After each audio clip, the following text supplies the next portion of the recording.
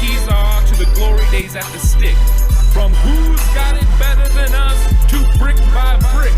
It's always the 49ers way, from off-season to game day. Yeah, we talk back. It's the 49ers Cutback.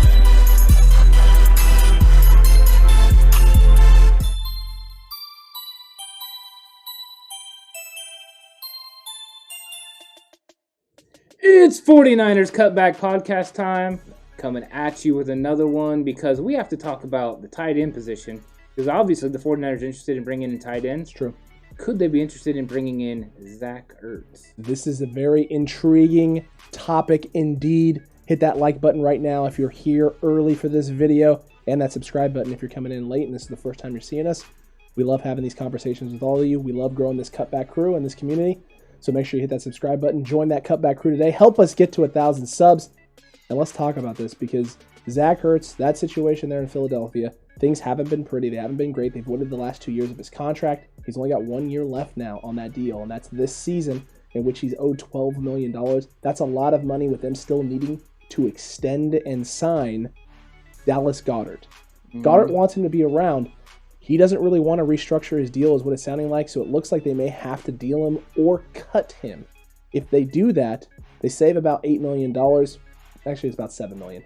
And it's going to be about a $4 million cap hit. So if the Niners were to trade for a guy like this, they're going to bring in and take on about $4 million for this contract. Now, they could restructure him, extend him a second year, maybe take that money and split it into 2 years, $2 million and $2 million. And he plays on a short-term deal still as he tries to maybe make one more run at a big contract, kind of like what Jimmy Graham did there in his 30s when he went to Green Bay. It's very possible. The question is, though, what would you give up? Yeah, that is a good question because I think everyone knows that he's kind of on the outs there in Philly, that he wants to be gone, that he wants to be moving on, and I think they ultimately would like to keep him, but I don't think they financially can. They need to move on, like you said, give Goedert his new contract. So that's something that they need to work on.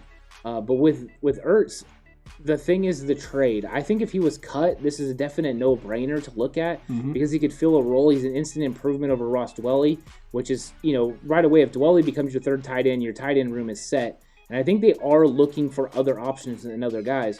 So he would make sense in that department because he is a better receiving threat than Dwelley. And if something happened to George Kittle, Ertz is there to play. He's there to bridge that gap. There are injury concerns with Ertz, but he has had good times where he's played well. And he's had good seasons, so he would fit into Kyle Shanahan's offense. That's not the question. What would we give up for him? I think the highest pick I'd be able to give up for him is a 5th-round pick.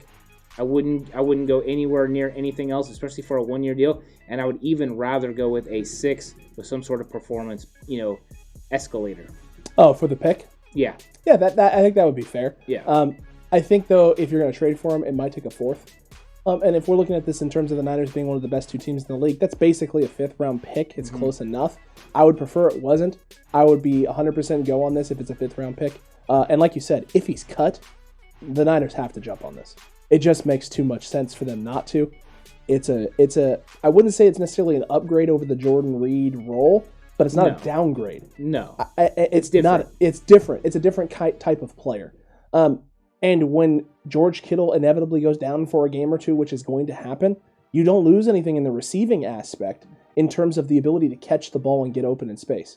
He's not the same type of physical presence that George Kittle is with the football in his hand, but he's much better than Ross Dwelley. Yeah. You can literally, he doesn't have the same type of athleticism as Jordan Reed. He's like right in the middle between what Kittle is as a route runner and a receiver without the physicality and what Jordan Reed was athleticism-wise. He's right in the middle of there. It's a nice bridge between those two and would be a solid option if Kittle goes down or misses some time. You're not going to lose a whole lot in your pass game. You're still going to have a weapon. This is a guy who literally, and 2 years ago had a 1,000-yard season in 2018. In 2019, he had 916 yards, and last year was kind of an injury-plagued year for him. He missed the most amount of games he's ever missed in his entire career, on top of everything that was going on in Philadelphia with Carson Wentz and Jalen Hurts. It was not fun for that Philadelphia offense for like 10 weeks. That thing was a nightmare of a situation. So I don't think he's by any means over the hill or that his production is on the downturn, but I'm not willing to sell the farm to get Zach Ertz in San Francisco. Yeah, you've got an aging tight end. He's 31 years old. And he's going into the last year of his contract. Those are the drawbacks. And that's why you worry about compensation when you're going to make a trade. It's how much am I going to actually give up for this guy on a one-year deal? There's no guarantees you're going to get him back. And I think that's why I'm, like I said, a 6th-round pick. And then if he performs very well, you escalate it to a 5th. I think everyone would be okay with that because then you got a certain amount of production from Ertz. And that tight end position is so big and a big role in Kyle Shanahan's offense. And I think they're searching for it. They got Michael Pruitt, and they're really looking for another guy. I don't think they're sold on Charlie Warner. And I don't know if they're sold on Ross Dwelley. Just because, people are saying Ross Dwelley is a big-time, talent. And he's bigger this year. He is. He's bigger. He's buffed, which is awesome. And if he was in professional wrestling, that'd be great. He could oil up and all that, but that's not what it's about. With Dwelley, I like Dwelley as a player. But if you can improve a position, you do. And we've said this from the beginning. Tight end is a position we believe can be improved behind George Kittle. There are better options to play that position. Like I said, if Dwelley is the 3, I feel very confident in this tight end position. If Dwelley is the 2, I worry about those games and George Kittle's not playing. That's why there's not just Ertz as a possibility, but a couple other guys too. Yeah, we have some other names that are out there, and that Niners have brought in at least one of these names already, Delanie Walker. Yeah. Who would be coming back to San Francisco to finish out his career potentially and hopefully ride off into the sunset with a ring. Delanie, we love you. Listen, he's up there in age. He's, I think, mid-40s at this point. No, he's in his 30s. It feels like he's been there forever, though. It feels like he's in his mid-40s. But Delanie Walker is a guy who would be great in the run game. Yeah. The blocking aspect, he's definitely a better blocker than Ross Dwelley is right now, I would believe. His big thing has just been he's had a numerous amount of injuries as he's gotten older, hasn't been able to stay healthy and stay on the field. So it would be a little bit of a risk to bring in a guy like Delanie Walker. But if he's healthy, he's worth a flyer on because he's going to be a very cheap option. You're not going to have to spend a whole lot. And again, it's an upgrade over Ross Dwelley in the run game. I don't know if it's as much of an upgrade anymore in the pass game just because of the age and the speed has declined, definitely. Don't get me wrong, he can still catch a ball, but he's got to be able to get open. And he's going to have to prove that because as of right now, I don't believe it. Ross Dwelley is not as fast as Delanie Walker, 100%. There's no way. Ross Dwelley, could go against Delanie Walker last year with an injured leg, and Delanie Walker would still win. That's just the fact of the matter is he is got tremendous speed, which always suited him well in the 49ers offense, especially in play action, getting up the seam and getting one-on-one with safeties deep. That is something the 49ers could definitely use from the tight end position, especially when they have George Kittle that they like to use sometimes and operate underneath. This guy could, in certain two tight end sets, elevate the defense vertically and allow Ross Dwelley or George Kittle or Deebo Samuel and those guys to operate underneath. And I think that's what's important about Delanie Walker is the athleticism that he could bring. Now, I think they brought him in and took a look at his medical. And they're looking at him, probably got a good idea of what he can do on the field, But I think this is a wait and see because they're waiting to see what ultimately he can do. Don't be surprised after they take a look at Michael Pruitt and minicamp if they don't go ahead and make a move. They could also bring in Delanie Walker, and this could be Michael Pruitt and Delanie Walker, kind of battling with, Warner and Dwelley. So this is kind of a referendum on that room. I think that they are definitely looking to improve it, just like they are with the receiver room. And Delanie Walker makes sense. And, anytime you can put athleticism with great blocking, you 100% do it. And, yes, he's still faster than Ross Dwelley. We'll have to see.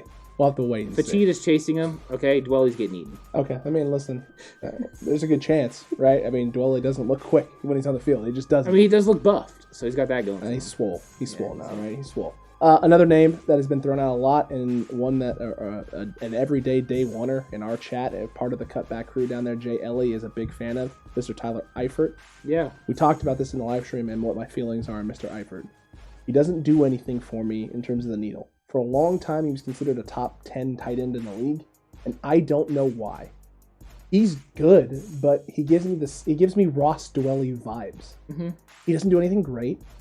He's pretty solid. He's good. He can catch some touchdowns in the red zone. He blocks pretty well. He doesn't do anything dominant, though. Is it an upgrade over Dwelley? I don't know, because I view him and Dwelley as very similar in terms of their impact on the field. It's not a downgrade, though. So it's definitely an upgrade over Charlie Warner. So if you're bringing him in and him and Dwelley are kind of battling out for who's two, that's great. But my issue with this is that I want a major upgrade, right? The idea would be, for me, you bring someone in to insert as the number 2 so Dwelley becomes number 3. Not someone that's going to bring in and play tiddlywinks fight sticks with Dwelley over who's the 2 and who's the 3. I want to insert someone immediately as the 2 so Dwelley becomes your third option, not have them have a camp battle for it. Well, like you said, Eifert is better than Warner for sure. Currently, especially in the receiving game, which is where your improvement would be. I think that's why they brought in Jordan last year, is because they wanted a better receiving threat at the tight end position over Ross Dwelley, because Ross Dwelley doesn't do that great. He's good. That's just good. And then with the run blocking, it's good, but it's nothing great. And then there's some times where it's really bad. It is. And sometimes he gives you that Olay, and you don't want that. You don't want the red flag out there, and here comes the bull. But you mean the Miami game where Jimmy got absolutely destroyed and Dwelley had no idea where he was or who he missed? And he did block better than Warner, though, last year. That's true. But now you've got Pruitt, and if you brought in Eifert, I think that, maybe Eifert isn't ultimately better than Dwelley overall. I still think he is. I tried to come to your... I can't. Eifert is better than Ross Dwelley. I think it's close, but I think he's better than him. I think he has more ability and more talent than him. And being put into Kyle Shanahan's offense, he would get open more than him. But I think they are close. I think you're right. But I see Eifert as someone that still has, very good traits at a tight end position. And I do like the fact that he can block. He can block really well. He's better blocker than Ross Dwelley. I think that gives him the advantage. Okay. And if you're going to have to choose between him, Warner, and Michael Pruitt, I'm taking him every single day because both him and Dwelley are better in the receiving game than the other two. Yes. And so I think Eifert is an equal blocker with them. I think he can block as good or better, just where he comes from and how he does it. Okay. And I think he's better in the receiving game. So I would take Eifert. I tried to come around to your thinking. But ultimately, the left side of my brain said absolutely not. Wow. Yeah. Can't believe you do that. Yeah. Dang you, left brain. Almost got him over here. Listen, let us know what you think down below. Do you agree with us? Do you disagree? Do you hate one of our takes? We want to hear from you. Should Zach Ertz be coming to San Francisco? Do they need to bring in Delaney Walker like yesterday already? And is Jay Ellie right in that Tyler Eifert is one of the best tight end options for the 49ers out there? Because I disagree. Ant doesn't hate the idea. I don't. He likes it. I just want a solidified number 2. I don't want them playing tiddlywink, fiddlestick, tummy sticks. I'm okay with a better 2 and 3 than we have now. I am too, but I would want a solidified 2, which is why Zach Ertz makes more sense for me. Makes more sense to me. It's why Delaney Walker makes more sense to me, because I do think I think he may have dropped off in the speed and the athleticism category. I do think he's still a better tight end right now than Ross Dwelley. I agree with that, and I think that would make Dwelley the 3. I think in my predicament, you don't have a 3. You have 2 2s with Dwelley and Eifert. So I think that would work as well, because we all know it's better to have 2 2s than a 2 and a 3. So true.